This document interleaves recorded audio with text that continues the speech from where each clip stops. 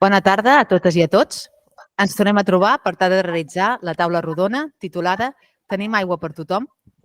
Després d'un matí enfocat a la sequera, a definir-la, desmitificar-la i intentar conèixer com afrontar-la, a la tarda ens volem centrar en la gestió de l'aigua, des de 4 àmbits en el seu consum: la indústria, l'agricultura, el turisme i l'ecologia. Intentarem tenir un debat constructiu, on cada sector pugui expressar com es veu afectat per la falta d'aigua, quines adaptacions s'ha realitzat i com es planteja el futur en la situació d'emergència climàtica en la que ens trobem. Per això, tenim el plaer de tenir en aquesta taula rodona 4 persones experimentades i referents en el seu sector que ens acompanyaran aquesta tarda. Els hi passarem el torn de paraula perquè es puguin presentar-se i començarem a debatre sobre diferents qüestions relacionades amb l'aigua, la seva disponibilitat i el seu consum.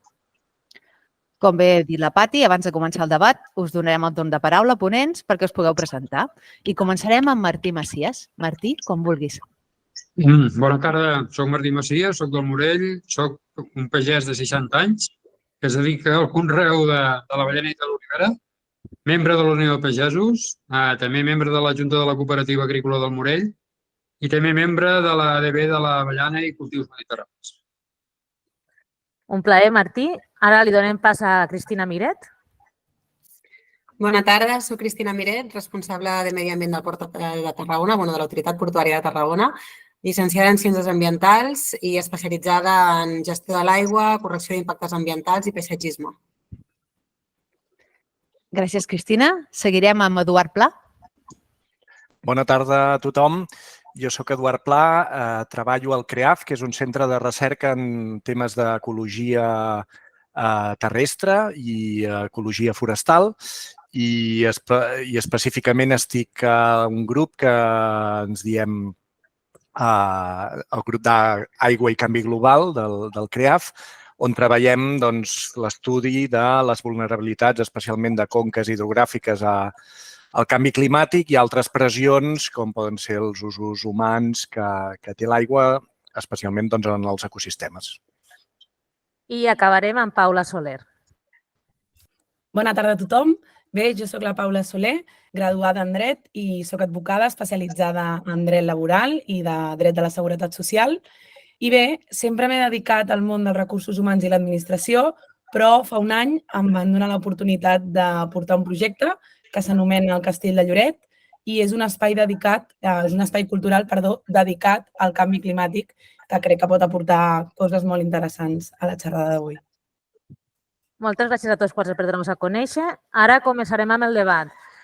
Per tindre una mica d'ordre, Judit i jo moderarem. Si us plau, us demanem que aixequeu les mans, perquè si no, a vegades intentem parlar tots a la vegada, així tenim una mica més d'ordre.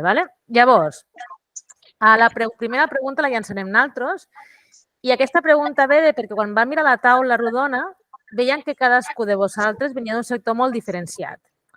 Per això volem fer aquesta pregunta que és: tenim aigua per tothom?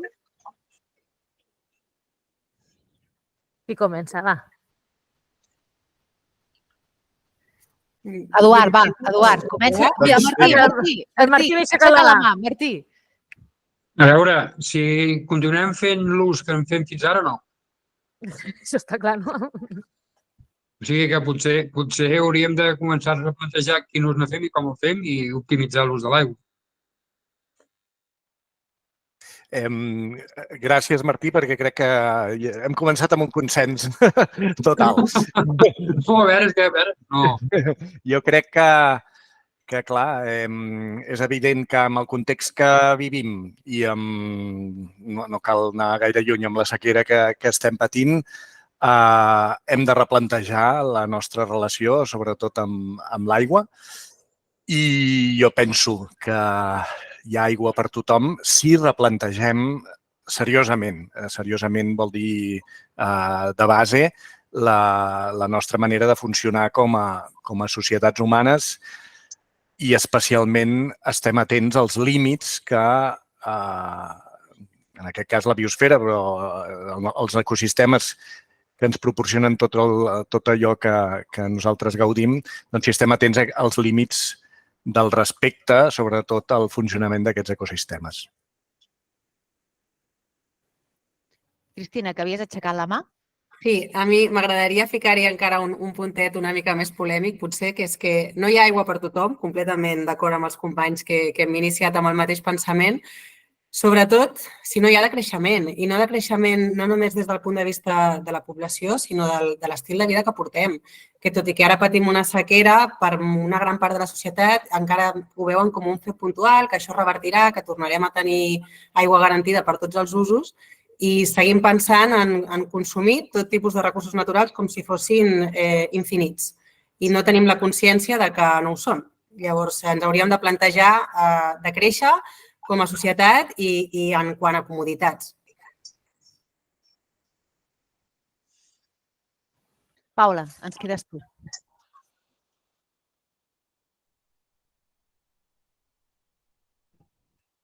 Bé, jo em sumo molt, sense entrar tampoc en polèmica, a l'últim comentari que ha dit la Cristina. Vull dir, crec que ens hem de plantejar forces coses perquè la resposta és que no tenim aigua per tothom. Llavors, en això estem en quòrum. Tots estem bastant conscienciats de que hem de reduir. Ja que tenim la riquesa de tenir-vos de diferents àmbits, intentem començar. A veure, Martí. Digue'm. El tema de replantegem la reutilització de l'aigua, sí?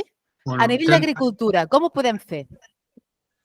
Bé, evidentment, és una de les coses que estem treballant i concretament que fa temps que hi treballem és en el tema de les aigües residuals de l'edat de Reus. Reutilitzar l'aigua, evidentment que l'han de reutilitzar, però no tots els territoris poden disposar d'aquesta aigua, perquè, posant exemple, el Priorat, nuclis petits, o sigui, l'aigua que poden reutilitzar és mínima. O sigui, però vull dir, o el que dèiem abans, hem de tornar a replantejar els usos que en fem i en acabat aprofitar l'última gota d'aigua. I aprofitar l'última gota d'aigua és reutilitzar, a ser possible, tota l'aigua de qualsevol nucli urbà. Que evidentment que les inversions seran costoses, però anem cap aquí o crec que el futur no és massa positiu.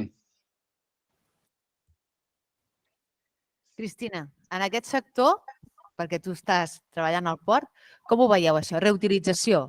En Martí ens parla de la part d'agricultura, de terreny.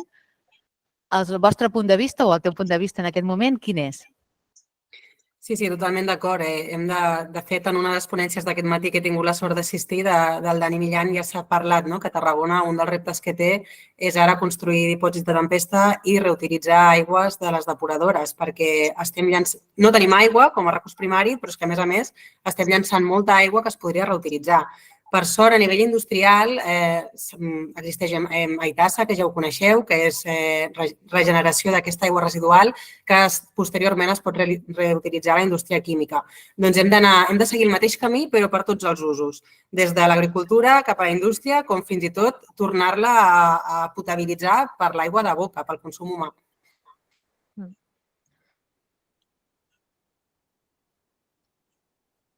No et sentim, Patricia. Ara sí, ara ja està. Tinc la Judit aquí que també m'ho diu. Paula, ara tu que ves del sector més turístic, com veus això de l'utilització de l'aigua? Com es podria implantar el sector turístic? O sigui, des del sector turístic i des del projecte del Castell de Lloret, el que sí que creiem molt important és conscienciar. La manera que hem escollit nosaltres és a través, anem a dir-li, de l'entreteniment. El que volem és que tot el visitant es conscienciï del que estem fent i que si no posem de la nostra part, això no durarà gaires anys. Per tant, trobo que és molt important des de ben petits, vull dir, està enfocat a totes les edats, però des de ben petits inculcar quina és la manera correcta i quin ús s'ha de fer de l'aigua. Sí. I Eduard, tu que ets la part més ecologista d'aquesta taula, què ens dius de la reutilització? Com ho podríem fer, no? Perquè la natura potser el procés de reutilització és una mica més complicat. No, a veure, jo estic d'acord amb que necessitem inversions, però potser no hem d'oblidar que la inversió principal que podem fer com a societat és garantir que els nostres ecosistemes funcionin i funcionin correctament, perquè és la base que ens proporciona qualsevol benestar humà. I òbviament,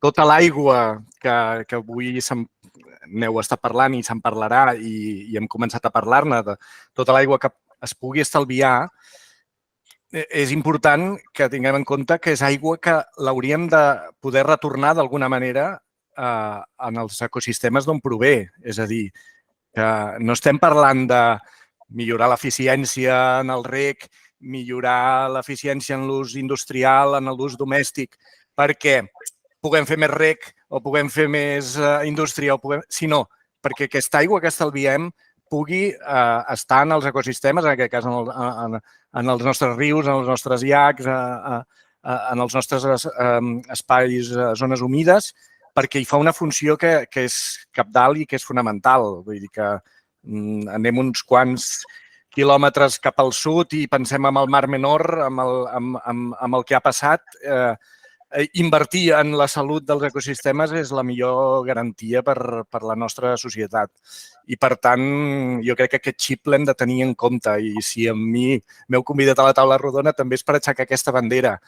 Els ecosistemes necessiten aigua, no només hem de garantir l'ús humà que en fem i en la mesura que puguem recuperar el funcionament d'aquests ecosistemes, doncs ens sortim beneficiats com a societat. Una de les preguntes que vam preparar, Judit, era la de l'estalvi, no?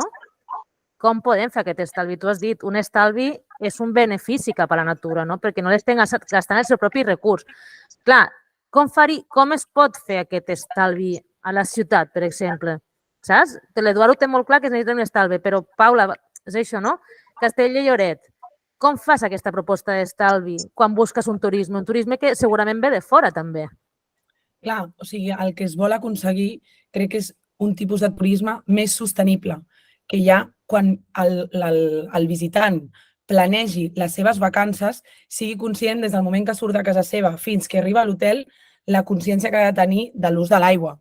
Vull dir, per això trobo que és molt important fer-ho bé d'arrel des d'un bon inici. I en aquest sentit, Cristina, com ho veus? Clar, aquest estalvi d'aigua que diu la Paula en tema de turisme, el que és indústria, el que és port... Nosaltres, com a autoritat portuària, tenim la part industrial, que és on operen les empreses que tenen activitat a l'entorn portuari, i la part colindant amb la ciutat, que és una zona més lúdica. Aleshores, aquest any ens hem vist, com tants municipis, o pràcticament tots, diria, aplicar el pla de sequera de l'ACA en estat d'alerta, on ja ens han marcat una reducció que havíem d'assolir el 2023 i ens han alertat de les futures reduccions que tindrem en el sector industrial si la situació no reverteix. Aleshores, en aquesta primera fase, nosaltres teníem molt clar que on teníem molt de marge de millora eren la xarxa de distribució de l'aigua interna del Port de Tarragona.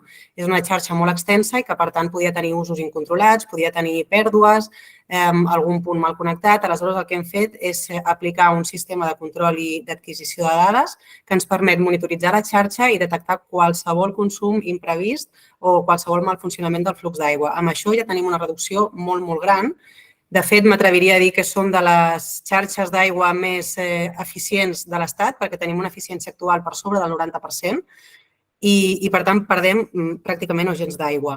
A banda d'això, hem restringit totalment els usos d'oci, com poden ser fonts ornamentals, baldejos de neteja innecessaris, hem ajustat els recs, estem convertint totes les zones verdes en jardineria mediterrània, prescindint de gespes i d'espècies amb alt consum hídric i apostant per espècies adaptades al clima litoral mediterrani, les quals hem fins i tot deixat de regar durant els mesos d'estiu per observar quines eren les que resistien les condicions reals i quines no. I això ens dona també un missatge de quines són les espècies que hem de fomentar en el futur. I una miqueta és en aquesta línia la que actuem, perquè d'entrada aquest 5% ens ha sigut molt fàcil, el que veiem més complicat és els projectes de futur que ens plantegem per assumir les properes fases del pla de sequera de l'ACA, que això més endavant hi podem entrar més en detall. Martí, la Cristina m'ho ha deixat a mà. Restricció, deixem de regar. Aquí nosaltres tenim un problema, no, Martí? A veure, malauradament, hi ha hagut una zona enguany que no ha pogut deixar de regar, o de reduir, perdó, no s'ha pogut regar perquè no hi havia aigua per regar. O sigui, que és tota la zona depenent del pantà del riu de Canyes.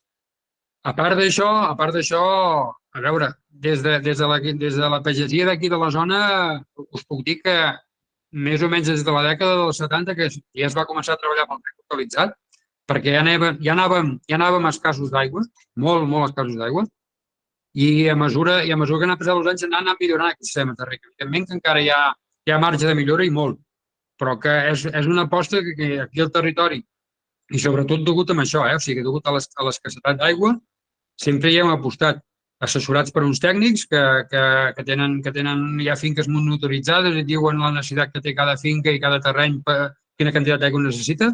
Però vull dir que nosaltres, sobretot el cultiu de l'avellaner i l'olivera, que és aquesta zona d'aquí, ja fa 3-4 dècades que hem apostat per estalviar aigua, sobretot per estalviar aigua i poder tirar endavant amb els pocs recursos que tenim d'aigua. I amb aquest tema de restricció, que jo estic molt amb el Martí amb això, i llavors, Eduard, restringir en agricultura, sí? Com ho veus, això? A veure, em poses en un Sí, terreny... sí, una miqueta, No, ho ja sé, està bé, ja està bé. Eduard, ho sé. No, una taula rodona de ser així. A veure, jo crec que, òbviament, el repte que tenim davant és important i l'hem d'aprofitar per replantejar moltes coses. És a dir, jo no estic aquí defensant no el regadiu. És evident que el regadiu ens garanteix un subministrament d'aliments, és una eina molt important per una cosa que en diem sobirania alimentària, etc. Però és obvi que l'haurem de replantejar. La poca aigua que puguem disposar l'haurem de saber invertir molt millor. I amb això estic dient, potser hem de repensar quin tipus de cultius utilitzem i quins estan més ben adaptats a les noves condicions. Quins cultius ens aporten un valor afegit més gran? És a dir, ja que hem de regar-los amb una aigua que és molt preuada, el valor afegit d'aquest producte ha de ser molt alt i, per tant, segurament determinats usos de determinats conreus que els fem servir per engreixar, per exemple, bestiar, que després exportarem a altres països i el benefici i el valor afegit d'aquest producte no el gaudirem, diguéssim. Potser la situació actual ha de ser un element per replantejar-nos això. I una cosa que potser hem oblidat, no només lligat a l'agricultura, i és que, clar, ens hem desenvolupat o hem crescut, en la línia del que deia la Cristina, del decreixement, hem crescut, diguéssim, amb un model que el que feia era garantir una oferta que potser ens hem cregut que era il·limitada i ningú parla de limitar les demandes o repensar-les, és a dir, tornar a repensar aquesta relació que deia jo al principi. Per tant, pot ser l'oportunitat. I amb això no em vull tampoc posar en un jardinet que no sàpiga d'on sortir, però diria que, no sé, el sector de l'agricultura, que és, insisteixo, és molt important no només per l'economia del nostre país, sinó pel manteniment i fixació de la població al territori des d'un punt de vista de molts tipus, ha de ser una oportunitat per repensar-ho. Jo, mira, tot el dematí aquí la Pati raia, perquè tinc una frase que la tinc posada aquí. Li deixarem dir-la. I ara me la deixarà dir perquè crec que vam sentir una entrevista que feien a un agent forestal i va dir: no estem entrant a una era de canvis, sinó a un canvi d'era. O sigui, hem de replantejar moltes coses, Eduard. Hem d'anar cap a un altre... Evidentment, ara parlarem amb tots, però tal com estem coneixent tot, no podem seguir així, perquè tenim un estrès a sobre a nivell tant forestal com d'ecosistemes que no podem aguantar durant molt de temps.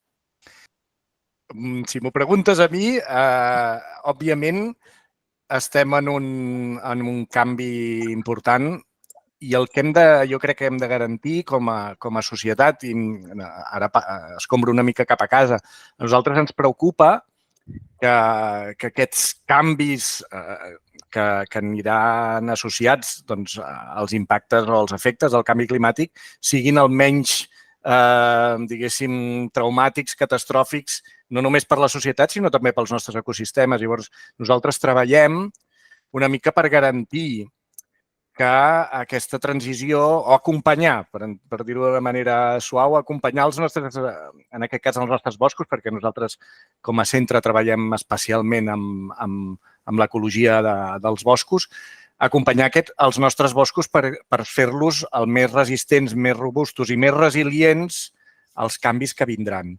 Perquè la natura per si sola ja ho va fent, això. Però les necessitats que tenim com a societat a vegades no estan, diguéssim, en el mateix tempo i amb els mateixos requeriments que la natura per ella sola ja anirà reemplaçant espècies més vulnerables per altres més robustes, etc. Però entre aquí podem trobar, doncs, això, mortalitats massives com les que hem anat observant els últims estius en els nostres boscos o episodis d'incendi que facin un reset, diguéssim, general del sistema. I, clar, això té un impacte no només per la societat, òbviament, però també pels nostres ecosistemes, per la nostra biodiversitat, molt important. Per tant, tot el que sigui acompanyar, en aquest cas des de la gestió forestal, ajudar que els nostres boscos siguin més resistents, més resilients, més biodiversos, perquè és al final la garantia última que tindran opcions d'adaptació cap a unes condicions canviants, doncs tot això és el que a nosaltres ens ocupa i també ens preocupa, però ens ocupa com a investigadors, diguéssim. En tot això, Paula, volia preguntar-te a tu també, perquè l'adaptació aquesta al canvi climàtic és una cosa que treballeu molt des del Castell de Lloret. És una experiència immersiva, no? Com ho feu perquè realment la gent sigui conscient? És el que deia, estem en un canvi d'era. El canvi climàtic ens portarà a un altre pas. Vosaltres ho treballeu, això? Com ho enfoqueu? És que ara tot just quan l'Eduard ho estava definint, o sigui, m'ha definit a la perfecció quines són les conseqüències del canvi climàtic. Nosaltres dividim el recorregut en 3 espais, les causes, les conseqüències i les solucions. I a la sala de les conseqüències tu puges en una plataforma i passem un vídeo que la idea, no m'agrada dir traumatitzar, però el que sí que vull és que es conscienciïn de veritat de què és, o sigui, tota la biodiversitat que queda, com queda amb la tala forestal, els incendis, vull dir, els tsunamis, el desglàs, tots aquests efectes de l'emergència climàtica, el que fas en aquesta sala és viure-ho realment en primera persona. O sigui, ja no només la desforestació, els incendis, contaminació, la pila de plàstics que hi ha dins del mar, el desglàs, les inundacions que hi ha de sobte. Vull dir, totes aquestes conseqüències crec que la gent les desconeix. I arrel d'aquest tour, aquesta visita guiada, el que jo vull és que el visitant, l'espectador, surti dient, escolta, ojo, si no vigilem, si no posem de la nostra part, quants anys durarà això, aquest canvi d'era del que parlàvem? S'han d'anar adaptant i veure la realitat que també tenim. No és com Martí. L'agricultura ha de fer un canvi de model, perquè realment l'agricultura a la que estem acostumats té un cost elevat d'aigua. Hi ha un canvi? És possible fer un canvi? A veure, ja t'estic dient que he dit abans que hem invertit des de fa molts anys en el tema de l'optimització de l'ús de l'aigua. Referent amb el canvi climàtic i els canvis que ens hem d'adaptar, jo ara em centraré, per posar un exemple, el cultiu de l'avellaner. El cultiu de l'avellaner l'avellaner és un arbre que quan la temperatura sobrepassa els 30 graus ja comença a patir. Necessita moltes hores de fred a l'hivern. I ara aquests últims anys ens trobem que tenim males pol·linitzacions pel canvi climàtic i també perquè s'han plantat varietats que no són compatibles algunes que no són compatibles amb varietats de tota la vida d'aquí, però aquest any passat mateix podríem dir que hi ha hagut 3 pol·linitzacions diferents. Quan a vegades, o sigui, fas una pol·linització i ja està, però a causa de les temperatures va pol·linitzar en tres dates diferents. Què passa? Des d'uns anys cap aquí, com que tenim poc fred a l'hivern i ja proliferen més els fongs, a l'hora de pol·linitzar hem de tractar l'avellaner perquè el fong no es posi la flor i en acabat surti una mala qualitat de l'avellana. Què passa? Enguany hi ha hagut 3 etapes de pol·linització. Sí que vam fer el tractament, però segurament algun dels 3 no els vam agafar bé. Doncs què ha passat? Hi ha hagut una part de la collita que no ha sortit de bona qualitat. I això ve a dir, pel tema del canvi climàtic, l'avellaner, si continuem així, haurem de canviar de cultiu. Haurem de canviar de cultiu perquè, vull dir, les produccions van baixant. De cada any baixa.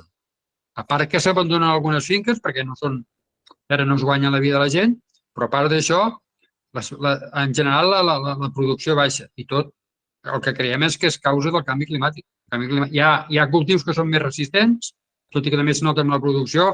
L'olivera està més adaptada, la vinya, segons en quines zones està més adaptada, però concretament hi ha cultius que si continua la tendència aquesta de poc fred a l'hivern i calors més fortes a l'estiu, s'hauran de canviar de cultiu, s'hauran de plantejar canviar de cultiu.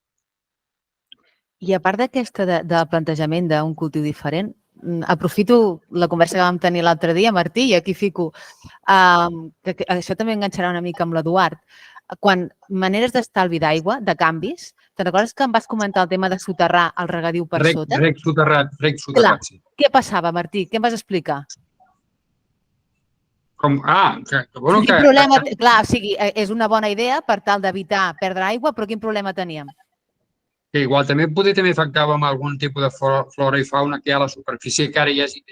No sé, això no s'ha estudiat. Però vull dir, si el que intentem és optimitzar l'ús de l'aigua i treure un profit més alt, l'ideal poder seria soterrar-lo.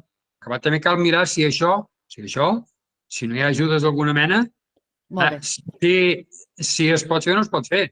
Perquè els pagesos sempre plorem, sempre diem els mateixos. O sigui, enguany no em poseu l'exemple de l'oli enguany, perquè vull dir, no és el cas, però en general sempre ens queixem del mateix, que els preus dels productes ben just, i en molts casos ni això ens cobreixen els costos de producció.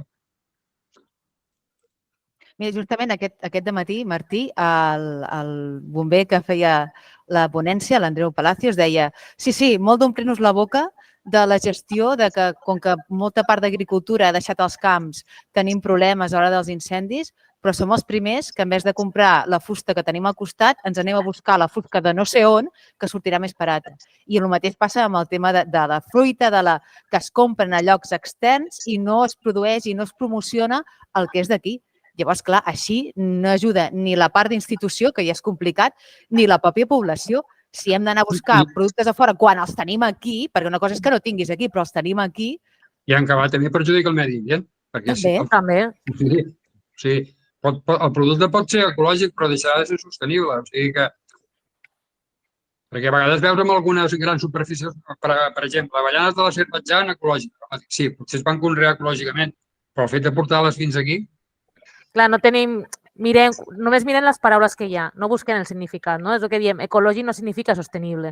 És el que dius, Martí, l'ecològic pot vindre de la Xina, que allí cultiven de forma ecològica, però la petjada ecològica que deixa en tot el seu transport, això no ho tenim en compte moltes vegades tampoc. A veure, si no hi ha altra necessitat, evidentment que s'ha de provar... Home, clar. Mentre podem tindre solucions aquí, per què hem d'anar a buscar-les fora? Aprofitem també el xat, tenim una pregunta de Susana Quadros. Jo us la faig i aquí aixeco la mà. Navarra té un sistema de seguiment en continu de tots els pous privats. Allà saben quins horaris per quins conreus s'ha de regar i es permeten regar. Aquí moltíssim ni tan sols estan declarats. Algú dels ponents sap d'altres comunitats que ho tingui tan controlat? Aquí molta aigua de Riu de Canyes no ha anat als pagesos, els principals perjudicats. A veure, jo si vols te contestaré a Riu de Canyes i soc una part afectada. Però aquí entraríem amb l'ordre de prioritats. I els pagesos som l'últim esgraó de l'escala. Però sense valtros no dinem. Sense valtros moltes vegades no tindríem el menjar tampoc, ni terres de cultiu ni... Això ho tenim claríssim, però som l'últim esgraó de l'escala. Ja està. En acabat, que segurament els usos que s'han donat no són els que s'haurien d'haver donat a una part de l'aigua que s'ha sortit de Riu de Canyes, segur. Però hi ha les prioritats. O sigui, primer l'ús de boca, en quart cabal ecològic i el darrer l'agricultura. Vale, una pregunta. No sé si algú més vol contestar la pregunta de la Susana. I no és per especificar, concretar això del pantà de Riu de Canyes. crec que el percentatge d'aigua que correspon als drets de reg dels comuners és més o menys un 66% per agricultura i un 33% per ús de boca, més o menys, O sigui, perquè tingueu clar les dades. Vale. Vale, has respost una part, però m'agradaria preguntar a cadascun dels ponents quin creu que és el principal ordre de prioritat en l'ús de l'aigua. Vale? Cadascú venia d'un sector molt diferenciat. Eduard, per tu quin seria el que se li dona més prioritat? A veure, feu preguntes compromeses avui, però... Home, Eduard, és que si no, quina taula rodona t'imagines? No, ho trobo totalment lògic i pertinent. No, jo penso, o sigui, que, i no és perquè vulgui esquivar la pregunta, però penso que davant del repte que tenim, cada cop hem de democratitzar aquest tipus de decisions, en el sentit que i aquí en el CREAF hem tingut algunes experiències de posar d'acord a diferents actors i persones interessades en l'ús de l'aigua de cara a veure què podem fer i quins compromisos establim entre els diferents usos, perquè estem parlant de compromís quan el recurs és limitat. I, per tant, si estirem per aquí, sabem que no en tindrem per una altra cosa. Llavors, això ho pot decidir el mercat, ho pot decidir una persona, ho pot decidir una corporació o ho podem decidir entre les persones que en fem ús i les persones que també en gaudeixen d'alguna manera. Jo penso que avançar cap a organismes de gestió o el que ara se'n diu de governança de l'aigua en què hi hagi totes les parts interessades serà important. Penso que en aquesta taula rodona a mi em toca parlar que en aquestes equacions sempre a vegades s'oblida que, ja ho he dit a l'inici, que els nostres ecosistemes també necessiten aigua i, per tant, en l'equació hi ha de ser aquest element. I també que segurament en allò que dèiem de repensar la nostra cultura de relació amb l'aigua, que és un canvi cultural molt important, però també hem de repensar el territori. Hem de repensar el territori per fer-lo més robust, per fer-lo segurament menys vulnerable a l'impacte del canvi climàtic i, per tant, la política de l'aigua és molt transversal i tocarà o hi toca moltes tecles. Llavors, jo penso que no només hem de solucionar el nostre problema d'ara i avui, sinó que haurem de pensar en gran i cap al futur. Cristina, no t'ho he ficat fàcil, No, sobretot perquè jo aquí estic representant a indústria, però jo soc una ambientòloga convençuda de la petjada ecològica dels humans i dels esforços que requereixen per reduir-la. Llavors, tot i que vinc de la indústria, aquí em neix la meva vocació i és que, com diu l'Eduard, els sistemes naturals necessiten aigua perquè sense un equilibri ecosistèmic nosaltres ho tindrem fotut. No només ara, sinó en el futur. Llavors, la base és mantenir els recursos on toquen. Llavors, a banda d'això, si un cop tinguem això solucionat, dependrà de les circumstàncies, del moment. Crec que quan potser de mala manera o amb una mala decisió s'ha prioritzat l'ús de les zones urbanitzades, de l'ús de boca, que diríem, no és tot ús de boca, perquè quan l'aigua ens arriba a casa no la fem servir només per beure, la fem servir per molts altres usos dels quals podríem prescindir. Aleshores, hauríem de matisar una miqueta aquest equilibri perquè sí, aigua per beure la necessitem, sense aigua no podríem viure, però potser per totes les altres coses que tenim a casa no. I la indústria, igual, hi ha molts processos industrials que són de vital importància perquè puguem seguir existint com a civilització, però n'hi ha d'altres que no, que formen part de la globalització, que formen part del comerç i que potser això, en un escenari d'emergència com el que vivim actualment, doncs s'hauria de replantejar i algú hauria de, bé sigui democràticament, que seria l'ideal, amb òrgans de gestió segurament territorials, perquè el problema que tenim a Tarragona no és el problema que tenen a la Vall d'Aran. Al final, cadascú té unes circumstàncies diferents i aleshores hi hauria d'haver òrgans que no fessin un pla per tot el país, sinó que es fes per cada territori. Perfecte, Cristina. Martí, a veure, que abans quan l'Eduard parlava he vist un moment que feies una mica així, quan Sí, deia, sí, bueno... feia així perquè quan ha dit la paraula democratitzar... Sí, doncs t'he vist que... Sí. Sí, es pot aplicar la democràcia sempre i quan tothom tingui tota la informació, perquè a vegades la democràcia, pum. O sigui, com ha dit la Cristina, que també ha fet servir la paraula, hi ha d'haver un equilibri. I un equilibri, però bueno, suposo que això és un truites, potser, però hi ha d'haver un equilibri. O sigui, aquí tots som necessaris. Tots són necessaris. I segurament hi haurà etapes que s'haurà de prioritzar el medi per protegir els ecosistemes, hi haurà altres que s'haurà de dedicar més a la població i d'altres a l'agricultura. Dependrà, com ha dit la Cristina, depèn del moment. No pot ser espera, això és una cosa rígida. Ha de ser una cosa flexible i estar pendents amb gent que pugui preveure cap allà on anem i començar a prendre decisions perquè puguin sobreviure tant els ecosistemes com l'agricultura i que no falti aigua per la població. És que sí que potser faig de política ara, però vull dir, hosti, prioritzem. Sí, tots som prioritaris, tots. Els que som aquí tots som prioritaris. Com se fa? No ho sé, però vull dir que crec que hem de tendir cap aquí. No és ningú més important que un altre. Hi haurà moments que serà més necessari l'agricultura i d'altres que serà més... Bueno, sempre ho és. Els ecosistemes, però vull dir que... Sí, mira, primer això que l'altre. No, o sigui, hem d'anar jugant amb les circumstàncies que es trobem en cada moment i anant treballant i fer el millor possible. O sigui que jo no veig altra cosa. Ho veig així. Paula, a veure, aquí hem tingut les tres. Com ho veus tu? El que jo considero és que al final és una responsabilitat compartida. Vull dir, tots hem de col·laborar i com deia en Martí, clar, quin ordre de prioritats, com escolleixes què és el més important i què no. Per tant, dues de les solucions que nosaltres intentem donar perquè tothom es mentalitzi és, des de la meva part del canvi climàtic, sobretot és crear molts residus per portar-nos una transició cap a l'economia circular i bé, també l'abandonament de les fonts d'energia contaminants. Vull dir, crec que són dos punts molt importants que també tenen a veure amb l'ús de l'aigua. Perfecte. Eduard, que ens has aixecat la mà. Digues.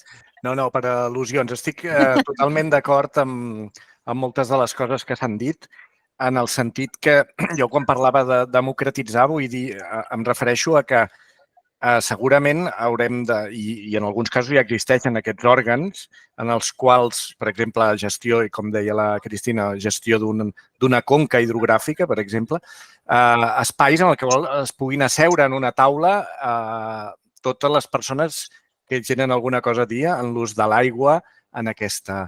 Això no vol dir que no es puguin prendre decisions, però almenys conèixer les necessitats dels diferents actors, intentar arribar a consensos en benefici de tothom, perquè hem començat la taula rodona amb què estàvem tots d'acord. És a dir, alguna cosa ha de passar. Segurament algú voldrà estirar més cap al seu molí, l'aigua tirar-la cap al seu molí, altres... Però estem d'acord, és a dir, des de les persones que viuen a la capçalera de la conca fins a les persones que en fan ús de molt dels recursos a la part baixa, tothom està d'acord que mantenir la funcionalitat dels ecosistemes, d'aquest sistema, és bàsic. Ara, com ho fem? Quins compromisos, el que volia dir, quins compromisos hi ha entre una cosa i una altra? Què passaria si... És a dir, i òbviament tota la gent que s'asseu en aquesta taula o en aquests òrgans de governança han de disposar de tota la informació. I llavors en això estic absolutament d'acord amb el Martí, és a dir que llavors, i com a ciutadans també hem de reclamar tota la informació a l'hora de poder prendre decisions i a l'hora de poder opinar també en aquests temes. Llavors jo estic totalment d'acord amb les coses que s'han dit. Potser la paraula vull dir que és una mica ambigua i òbviament es pot agafar per moltes vies, però jo la volia plantejar en aquest sentit. Clar, una pregunta que just acaba de ficar Judit, jo la tenia també a la mà. Aquest matí hem tingut a Regina Lafuente i Jesús Vargas, que són de l'Observatori de la Sequera. I ells van passar una enquesta en quan les dades sorprenen molt, tot i que s'està informant, s'estan veient moltes coses de la sequera. Llavors, creieu que la població està realment informada, té coneixements?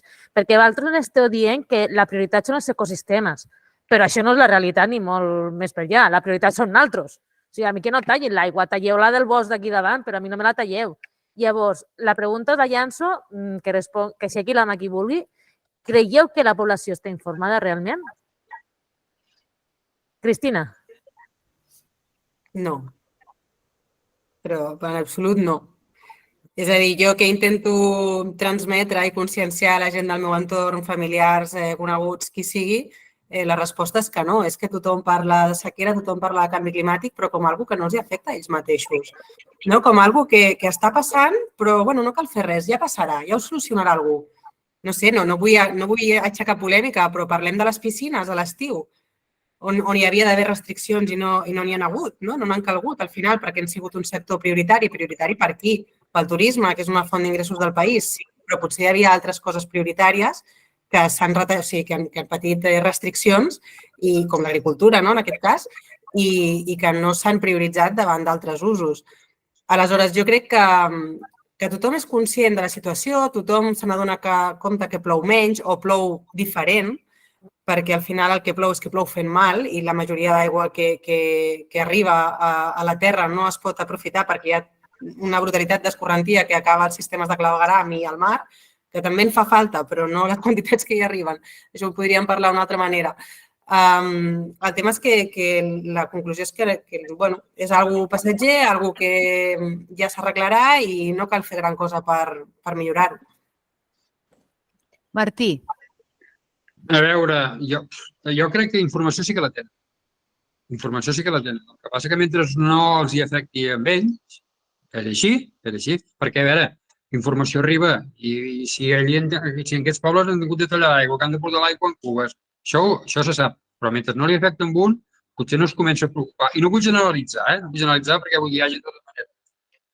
Però jo veig així, o sigui que la informació la tenen, que potser no la tenen tota, però jo crec que sí. Jo crec que és més... Potser seria més parlar de solidaritat entre nosaltres mateixos. Potser seria qüestió de parlar de solidaritat. I en quant al que ha dit ara la Cristina, que també canvien, que potser... I parlo d'aquesta zona, potser enguany no, però si mirem les mitjanes d'aigua caiguda, tampoc és que variï massa, de 20 anys o 30 enrere. El que sí que varia és com cau aquesta aigua.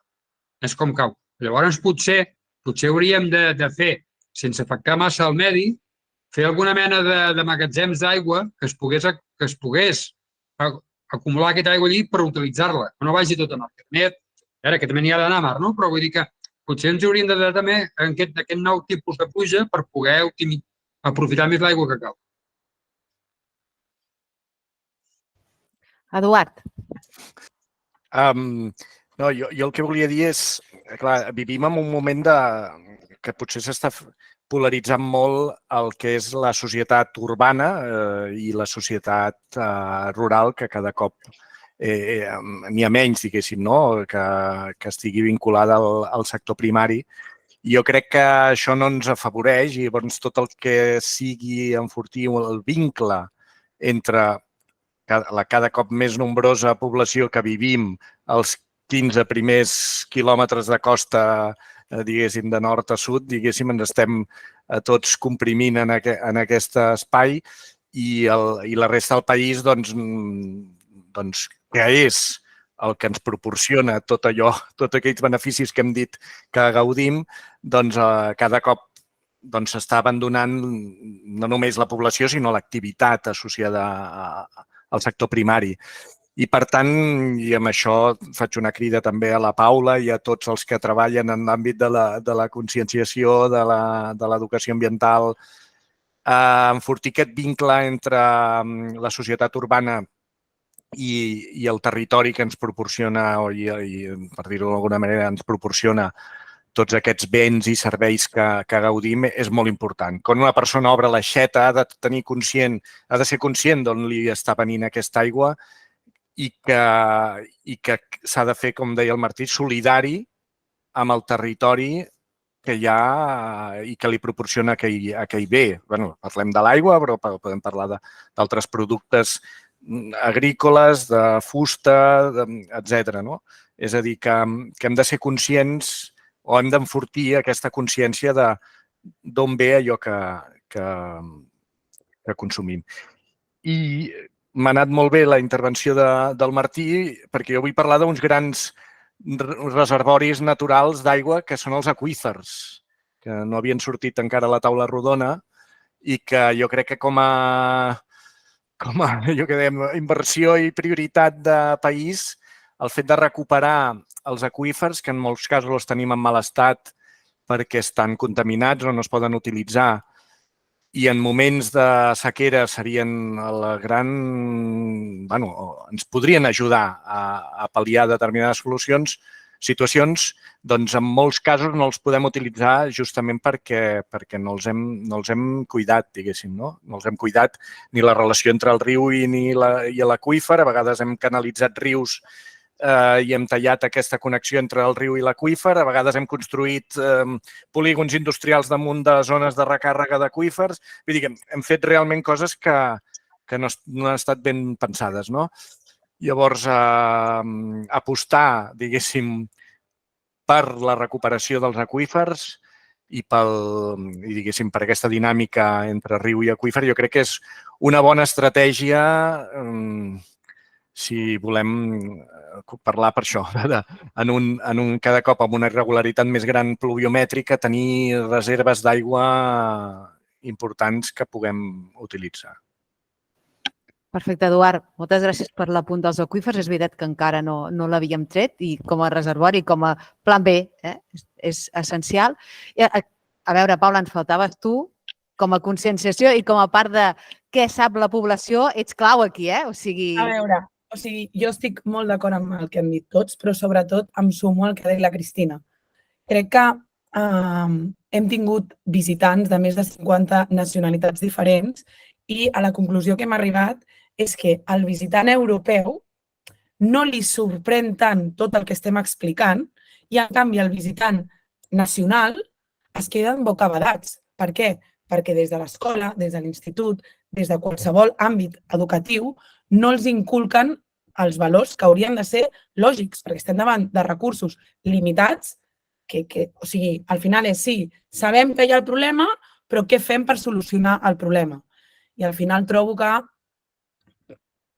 dir-ho des de ben petits, des de l'escola, a casa, conscienciar, és molt important. Nosaltres, per exemple, totes les aixetes les tenim regulades, està prohibit l'ús del plàstic, tothom va amb cantimplor... Vull dir, ja fem coses per millorar, per exemple, amb el nostre equip, que som 25 persones, i crec que és molt important.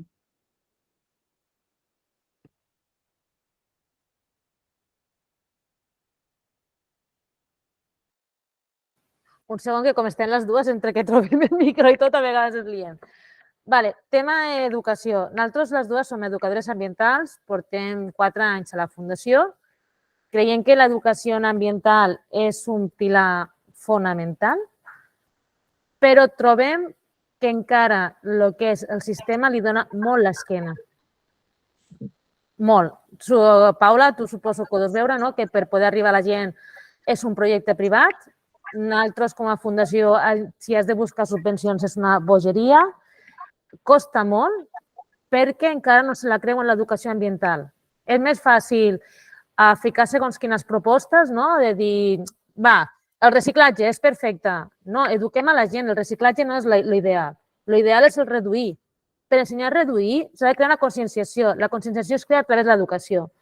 I nosaltres ens trobem que d'educació tenim a Tarragona, per sort, treballem en diversos instituts i escoles que estan molt conscienciades, venen quasi cada any, però queda molt per fer.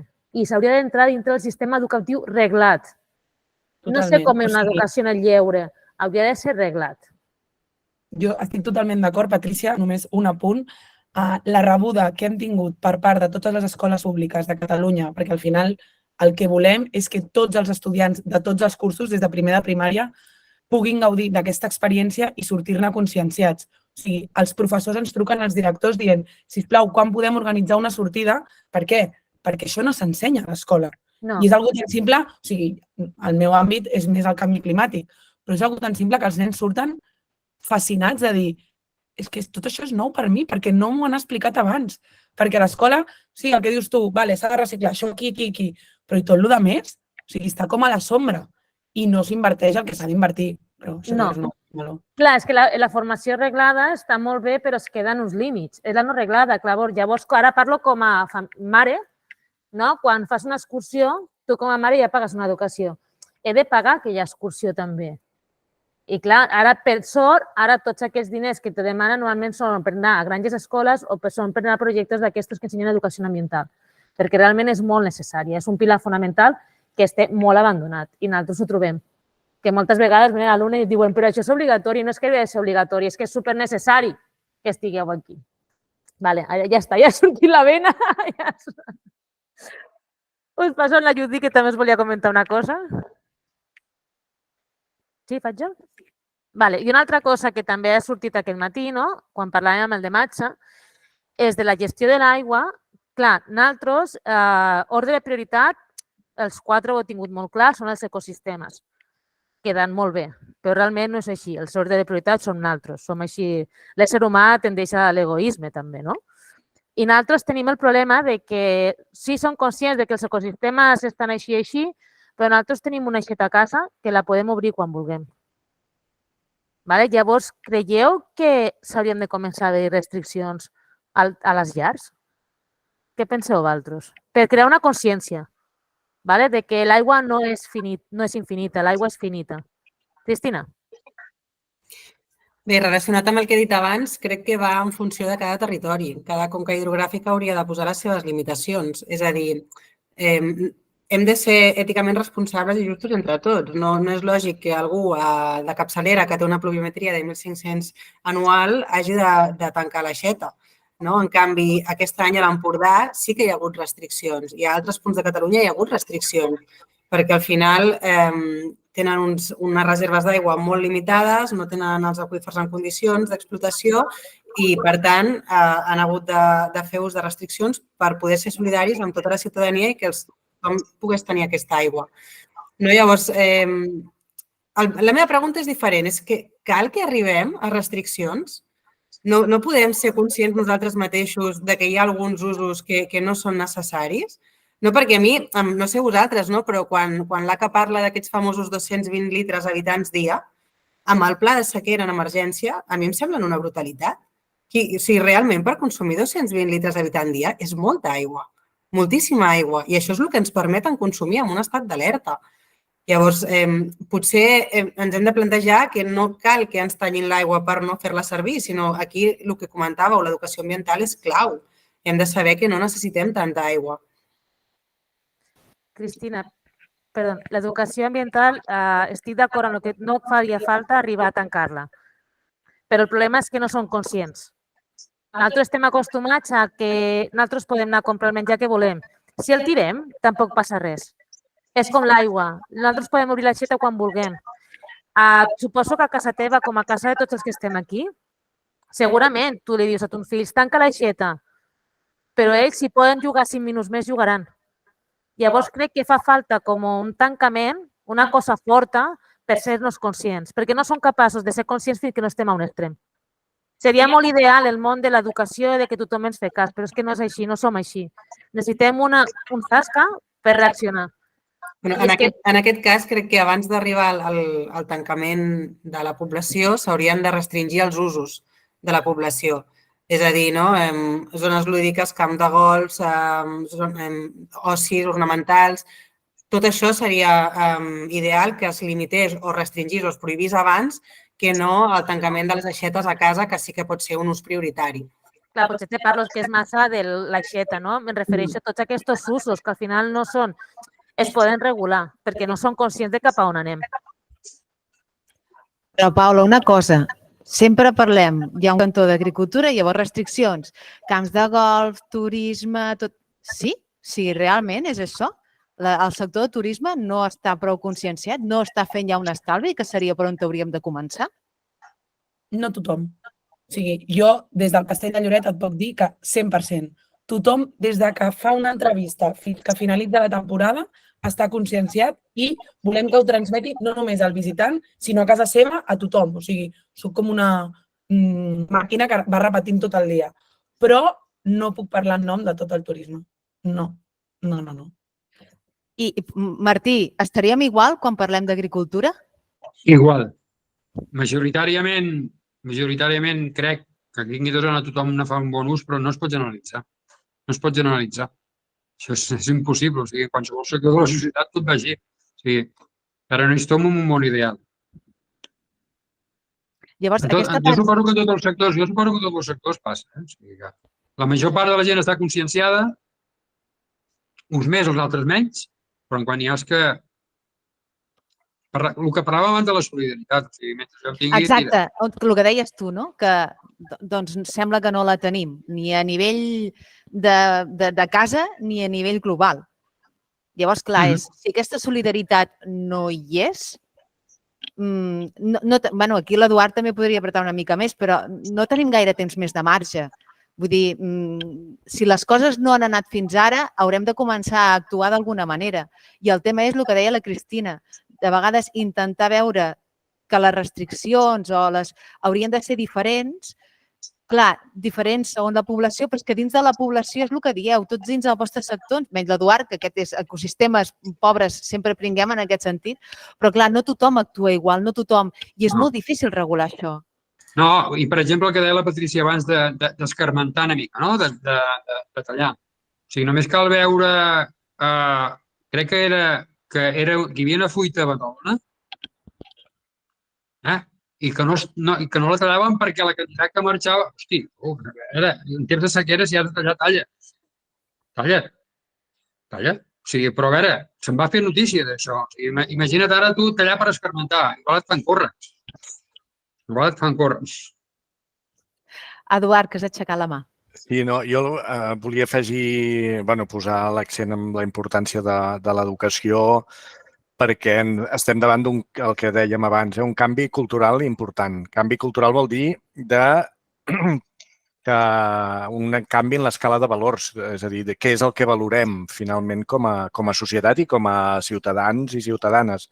I aquest canvi cultural, clar, tot el voldríem com el més aviat possible, diguéssim. I sobretot en la línia del que comentava la Cristina al principi de la taula rodona, que és que haurem d'aprendre a viure d'una altra manera, a decréixer. I això no vol dir que reduïm el que podríem dir el nostre benestar, sinó que el que reduïm és segurament el nostre abús en l'ús dels recursos que ens ofereix la natura. I l'altra cosa que vull dir és que la bona gestió també educa. La bona gestió també educa. Llavors, per exemple, hi ha moltes propostes damunt de la taula de coses que es podrien començar a fer per treballar aquesta solidaritat del que dèiem, és a dir, bé que en el nostre rebut de l'aigua paguem el cànon de les escombraries, diguéssim, no? Doncs per què en el nostre rebut de l'aigua no comencem a introduir alguns epígrafs que facin relació a la gestió de les nostres conques hidrogràfiques, a la millora dels nostres boscos, etc. És a dir, i això també té un component educatiu perquè ens està vinculant un altre cop amb el que dèiem. És a dir, vostè està consumint tanta aigua que ve d'aquesta conca hidrogràfica. Per mantenir els ecosistemes, la funcionalitat, etc., es necessiten un seguit d'inversions en el territori i vostè s'està fent solidari d'alguna manera. Llavors, jo penso que també se n'ha de parlar d'això, la gestió i algunes mesures, encara que siguin sovint impopulars, també eduquen. I pensem, per exemple, quan, no sé, jo sempre poso l'exemple, no fa gaires anys es podia fumar dins dels bars, no? I ara ens sembla que és una cosa que si vingués un marciano no s'ho creuria, diguéssim, no? Doncs segurament hi ha coses que ara ens semblen que no poden ser i que seran. I, per tant, les hem de començar a impulsar. Sí que una cosa important que has dit, Eduard, encara que sigui impopular. I això està costant molt. Sí? Aquest matí teníem el ponent Mariano Barrientos, que hem tingut converses amb ell i diu és que ningú s'atreveix, és que necessitem que algú faci el pas i el primer serà impopular, perquè el de darrere no ho serà tant i al final aconseguirem un canvi. És el que tu deies, Eduard, el tema de fumar, que semblava una cosa i ara ho tenim claríssim. Doncs és el mateix. Hem de ser impopulars. El que passa que això, a nivell administratiu, és molt complicat. Però a nivell de societat hem d'apretar perquè sigui així. Llavors, us voldríem comentar unes preguntes. Sí, està agradant molt la taula perquè estan sortint moltes preguntes. Pati, quina vols que comencem? Comencem amb la Susana, que fa estona que ha escrit. ¿Vale? La Susana ens pregunta, fins fa 100 anys totes les teulades recollien aigua. Hi havia cisternes, es feien tasques de manteniment amb calç per raons sanitàries, etc. Llavors, algú sap on trobar informació de professionals de la seva captació, emmagatzematge i manteniment? Algú de vosaltres? És una mica específica. Sí. Susana, farem la cerca, t'ho buscarem. No pateixis. Fem la següent de la Susana, llavors. I si hi ha algú dels que estan... Que ens ho faci saber. Que ens ho faci saber. Que ho estigui al xat. Si hi ha algú que estigui al xat. Merci, Martí. L'altra pregunta que feia la Susana era al Port de Tarragona, al Lloret, al CREAF o a Cal Pagès, tots sensibilitzats amb l'aigua, quins recullen l'aigua de pluja o s'ho han plantejat? Perquè estem segurs que la Susana segur que recull aigua. O sigui, si ho diu és que ho deu fer. Qui comença? Jo no ho faig, ja us ho dic jo. Jo tampoc, perquè a un pis de Tarragona és una mica complicat. Sí, ho tenim complicat. Podríem treure, però no ho faig. A veure, jo el que sé és que hi ha cases que ja ho comencen a fer, però avui és minoritari encara. És minoritari. Els comença a fer, però és minoritari. A nivell domèstic conec alguna experiència i el que puc dir és que a la conca mediterrània és complicat, perquè la gent que ho fa després han de contractar cubes d'aigua perquè com que és el que hem dit, com que ha canviat el règim de la manera de ploure, el règim pluviomètric, potser plou molt, però després t'estàs 5 mesos que no cau ni una gota i aquests 5 mesos has de contractar una cuba que t'ompli els teus dipòsits. Llavors, al final, sí necessitem recollir aigua, però potser a nivell domèstic s'hauria d'acabar de perfilar com fer-ho. A nivell industrial, jo el que us puc comentar, al port, per exemple, ara farem una nova urbanització de la zona d'activitats logístiques i aquí ja hem projectat un dipòsit de 1.000 metres cúbics d'aigües pluvials que rebran un pretractament i que les utilitzarem després pel regadiu d'espais verds i per la neteja i altres usos industrials. També en un edifici que vam fer fa un any i mig, que vam inaugurar, que és la seu institucional, tot el que és l'entorn de l'edifici, que és una zona verda, l'hem construït de manera diferent, que tot i que necessita aigua perquè l'hem de regar poquet, perquè és un espai mediterrani, però a vegades l'hem de regar, el que hem fet és que tot té un paviment drenant. És a dir, que amb l'aigua, amb la poca pluviometria que tenim a Tarragona, la poca que cau, retorna als sistemes naturals i no es perd amb escorrentia superficial.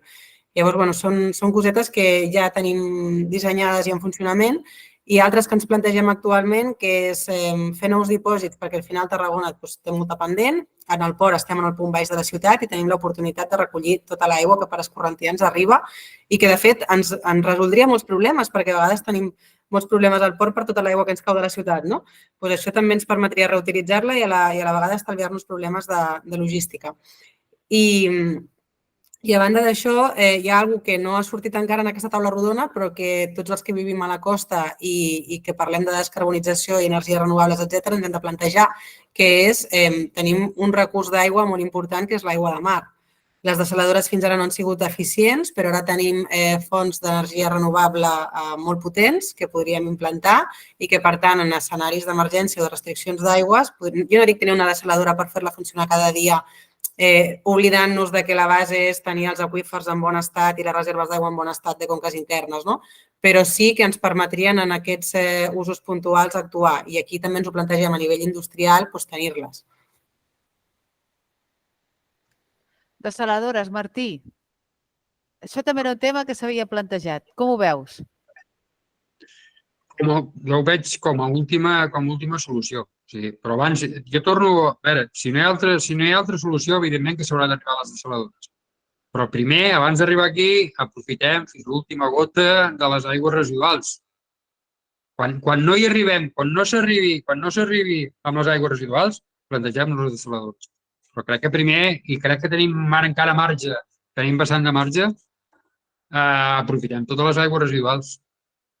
Quan no hi arribem, evidentment, dessaladores, i haurem de fer cap igual. Quan una altra cosa ja parlem dels residus de les dessaladores que hem fet, però bueno. Eduard, impacte. Què? No. Com anem? A veure, jo estaria bastant d'acord amb la idea que s'ha plantejat i que comentava la Cristina, és a dir, que són tecnologies que poden en moments molt puntuals entrar en aquesta equació. El que passa que no podem recolzar el nostre sistema en la... Ara no voldria dir en la màgia de les solucions tecnològiques, és a dir, perquè això no ens permet afrontar la transformació que hem de fer de soc arrel, diguéssim, no? I és veritat que la tecnologia ens pot ajudar en determinats moments, però no hem... És a dir, tampoc crec que seria desitjable confiar cegament en què el problema que hem plantejat o que hem estat abordant aquesta tarda sigui un problema que es pugui resoldre amb tecnologia, diguéssim. És un problema, jo crec, més d'un calat diferent. Tot i que jo no descarto que es pugui utilitzar en aquests moments. I Paula, a veure, aquest apunt tecnològic, què en penses? A veure, no és un àmbit del qual jo domini gaire, però sí que trobo que, sobretot el que ha dit ara recentment l'Eduard, és molt important sumar-s'hi i tenir-ho present constantment. Perfecte. Seguirem amb preguntes que han fet a la taula rodona del xat. Eduard, te la fem a tu perquè has estat parlant de les conques. És en Jordi Sorder que diu: què creieu de la possible interconnexió entre conques? Aquí el Martí té enxufe, que és company del Martí. Ja t'ho diem perquè... No és complot, Martí? No és complot, oi? No. De fet, amb el Jordi, que és tècnic de l'ADB de la que formo part, n'hem parlat més d'una vegada. Doncs, Eduard, com ho veus? A veure, jo, seguint amb el discurs que feia, no és la solució desitjable, no? És a dir, perquè ens a part de totes les implicacions i impactes que té això sobre les conques, que òbviament, doncs, només cal que recordem, doncs, és a dir, la proposta de transvasament que s'ha viscut també en els anys recents a la proposta de l'Ebre, etc. Són solucions que no aborden la veritable naturalesa del problema, que és com ajustem el nostre desenvolupament a la disponibilitat, diguéssim, real de recurs i no a l'inrevés. Perquè el que fan aquestes solucions és seguir fent-nos creure que l'oferta de recurs és il·limitada. I si ara se'ns acaba l'aigua d'aquí, la farem venir de més enllà. Llavors, aquest tipus de plantejament que és no mirem quina és la capacitat, entre cometes, de càrrega que té un territori o un espai per sostenir les activitats que s'hi duen a terme, doncs ens fa començar la casa per la teulada. És a dir, és creure'ns o tornar a pensar il·lusòriament que els recursos són infinits. I quan parlo de recursos infinits no només parlo d'aigua, sinó també d'energia, que és el que ens passa com a societat amb les fonts de combustible fòssil. Vivim amb una il·lusió, diguéssim, que és que podem viure amb uns recursos que ens fan creure o ens fan funcionar d'una manera que no estan en consonància amb les limitacions que té el planeta. Llavors, aquest és un altre tema, que potser mereix una altra taula rodona un altre dia i n'estaré encantat de parlar-ne, diguéssim. Però és això, és tocar de peus a terra i no construir coses que no funcionen a llarg termini. Martí, interconnexió entre conques. A veure, interconnexió de conques, i això ja et dic que n'hem parlat bastantes vegades, no per especular amb l'aigua, sobretot això que quedi clar, i s'hauria de fiscalitzar l'ús que se'n fes d'aquesta aigua, però només per cas d'emergències, que enguany no es pot, enguany tot, i ara ens limitem a Catalunya, enguany no es pot aplicar perquè tot arreu estem igual. Però hi ha èpoques que hi ha més aigua en una zona que a l'altra. O sigui, no recordo, no sé si era el 2008, que hi havia les canonades a punt per connectar amb l'Ebre per portar aigua a Barcelona. Quan va ploure i es va arranjar. O sigui, interconnexió de conques només en situacions límit, si és que és possible, poder salvar un territori. Ja parlo igual agrícolament, mediambientalment parlant, com per ús de boca. O sigui, però no per enriquir-se amb l'aigua. És això el que potser seria possible. Sí que potser tornem a tornar al tema dels cunyats, però vull dir que hem de ser una mica... Crec que hem de demanar ja a la gent que ens administra que intenti ser respectuós amb el medi. Però vull dir, més que res és això. O sigui que no per enriquir-se, que l'assumpte seria en qüestions d'emergència, si hi hagués la possibilitat, portar aigua d'una conca a l'altra. O sigui, únic i exclusivament això. No per fer més urbanitzacions, ni per fer... No. Seguim amb problemàtiques. Tenim una pregunta aquí que ens fica dos despropòsits, molt despropòsits, ¿vale? I com una que jo he fet abans, m'agradaria que us doneu l'opinió, que ens donguéssiu l'opinió els quatre, ¿vale? Començarem per Cristina i Paula, després continuarem Martí i Eduard, ¿vale? Vale. Primer despropòsit. Què en penseu dels camps de golf? És una pregunta que fan al xat. Clar, perquè diu, és un meló que no es vol obrir, però no podem obviar que és horrorós el malbaratament de l'aigua que hi ha només en el rec de camps de golf. Cristina. Sí, i als camps de golf hi afegiria les pistes d'esquí. No obstant, tot i que no es pot defensar, són coses que no es poden defensar perquè, com a conclusió del debat que teníeu ara de la connexió de conques, al final crec que no vivim en harmonia en el nostre entorn més proper i estem desconnectats del territori. És a dir, l'únic que fem és traslladar els problemes de territori en territori i estem desconnectats de la realitat més propera que tenim, no? Això com a civilització, des de la globalització, és molt difícil tornar-nos a connectar i tornar a viure dels nostres recursos més propers. Però també he de dir en defensa d'aquests col·lectius, perquè els conec de prop, que també s'han ficat les piles. També hi ha molta reutilització d'aigües, tant en pistes d'esquí com en camps de golf, i molt bona gestió i recursos propis. I, òbviament, és un despropòsit perquè aquesta aigua es podria utilitzar per altres usos més prioritaris. Però dins de l'impacte que tenen, també estan fent els deures i estan intentant reduir-lo. Però, és el que dèiem quan parlàvem abans de prioritats. Doncs aquests sectors, tot i que fan esforços per consumir menys aigua, en consumeixen molta. I potser en escenaris com l'actual hauríem de prioritzar bé. Paula? Sí, em sumo a la Cristina perquè també tinc gent propera, coneguda, del sector, sobretot de golf, i és el que diu, que hi ha un desbaratament importantíssim d'aigua, és cert, però que s'estan posant les piles i que intenten o bé reutilitzar o bé reduir els recs. Vull dir, a poc trobo que posen de la seva part per reduir moltíssim l'ús de l'aigua, però també és cert que en la situació actual en la que estem, nosaltres aquí presents que som conscients de la gravetat, potser sí que hauríem de plantejar en aquest ordre de prioritats. Martí, camps Jo de no golf. cal que digui res, jo no dic res més. Tant la Cristina com la Paula ho dit el que havia de dir, o sigui que totalment d'acord amb ella. Eduard?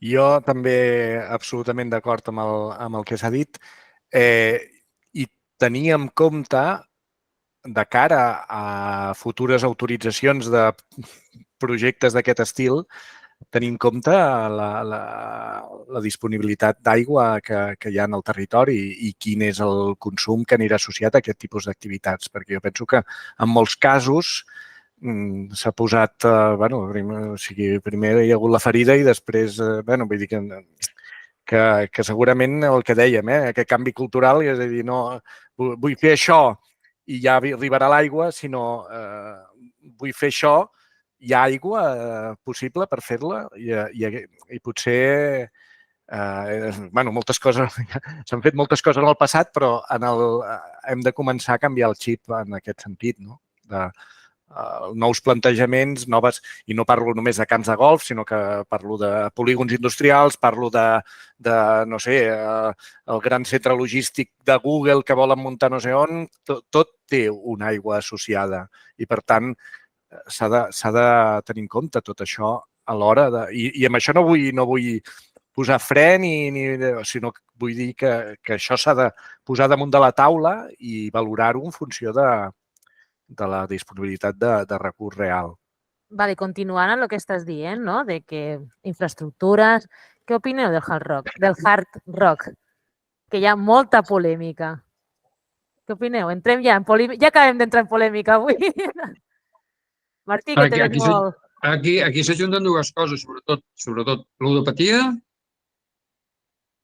i en acabat el tema de l'aigua. O sigui que jo només dic això, o sigui que aquestes dues coses, aigua i en acabat, vaja, almenys el punt de vista que tenim des d'Unió de Pagesos en aquest cas, o sigui que... Cost ambiental i cost social. Clar. I que va en contra del que diem que és necessari, que és el decreixement. No? Aquest model de negoci, de turisme, d'estil de vida, no s'adequa a l'entorn que tenim i a les condicions climàtiques que estem experimentant. I, perdó, que aquí també juga un paper molt important que no obrirem, però que és el tema polític. Vull dir, aquí influencia molt què s'escolleix i en què s'inverteix. Eduard. Què voleu que digui, no? Totalment d'acord. Totalment d'acord.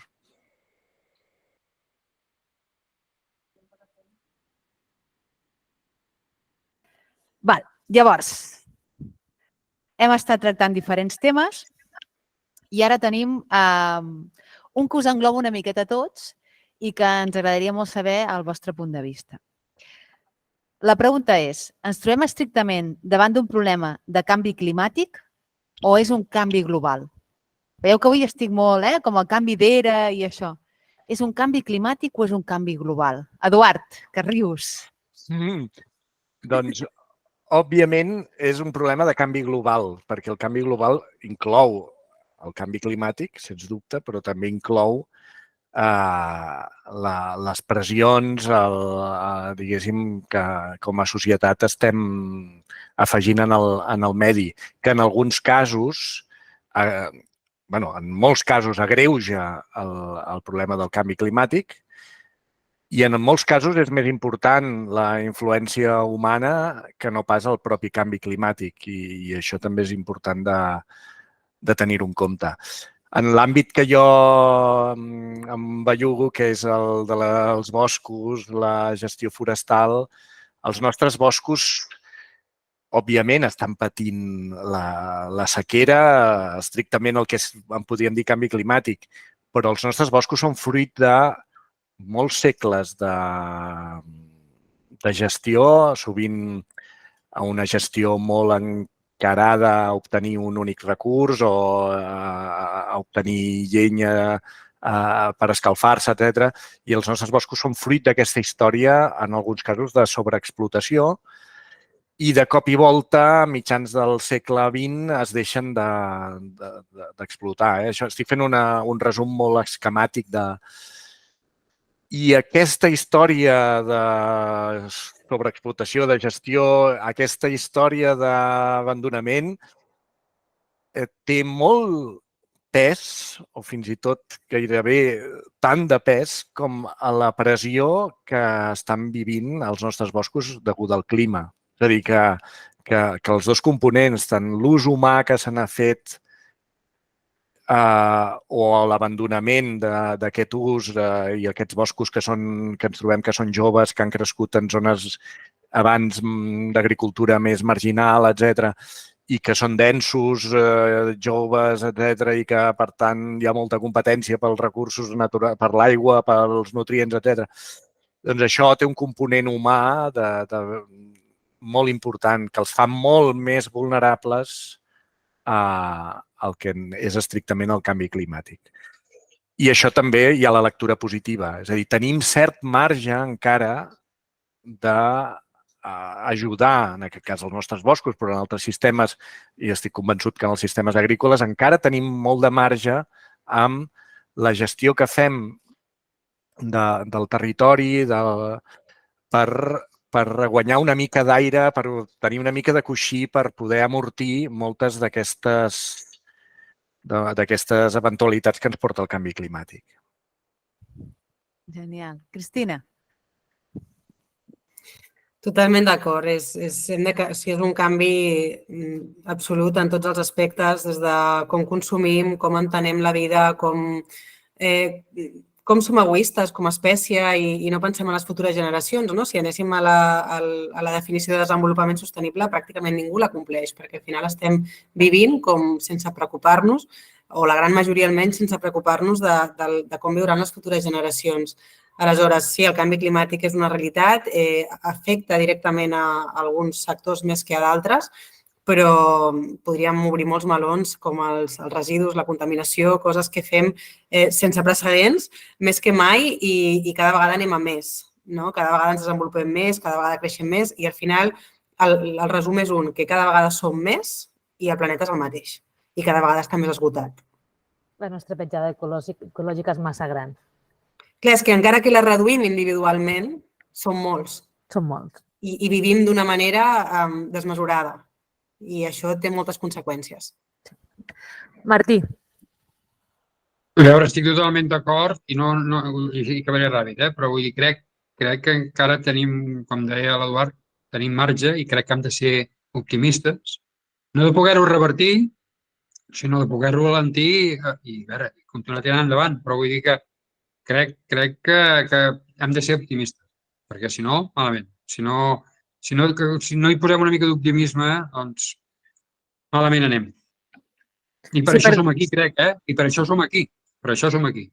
Si no quedés opció, no estaríem fent aquest curs. Per això. Per això. No hem de prendre l'optimisme, perquè si perdem l'optimisme ja perdem tot. Paula. Bé, em sumo a tot el que han dit els meus companys, però sobretot el canvi és global i crec que aquest canvi global abarca molts tipus de canvis. Un d'ells, jo diria que un dels més importants, òbviament és el canvi climàtic, però estic amb en Martí i hem de ser, no podem perdre l'esperança. Al final, si estem aquí debatint de tot el que estem parlant ara mateix, és perquè hi ha una solució, o si més no, endreçar-la al màxim possible. Vull dir, que el catastròfic no estigui més a prop, sinó que estigui més lluny que mai. Doncs amb això acabaríem aquesta taula rodona, no perquè no vulguem quedar-nos més, perquè de veritat tota la tarda. Nosaltres, us som sinceres, som la primera vegada que moderem una taula rodona, és així.